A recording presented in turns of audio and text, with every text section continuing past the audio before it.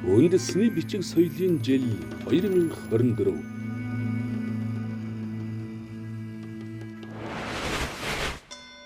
Данжуурын гэрэл төшөө.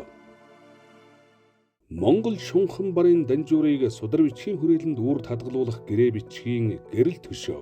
Чинван 80-т Данжуурыг хадгалуулах гэрээ бичгийг чулуунд сэлж үлдээхийг хүссэн бөгөөд энэ тухай гэрээ бичгийн 7 дугаар зүйл тусгажээ.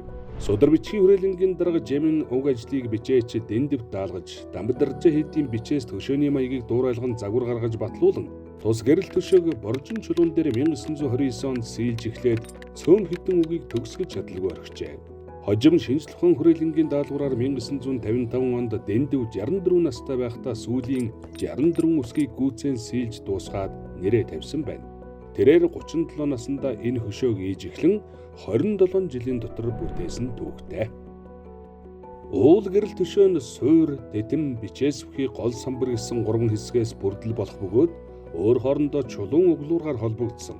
Хөшөөний тэтэм хэсэгт бие ороосон 2 лууны дүрс, суурийн хий угалзыг 13 см ухаж сэлсэн бөгөөд хөшөөний өвөр талын гол хэсэгт гэрээг 13 мөр, ар талд 6 мөр бичгийг сэлжээ. 2017 онд ЮНЕСКОгийн дэлхийн турсамж хөтөлбөрийн олон улсын баримтат өвийн жагсаалтанд бүртгэгдсэн.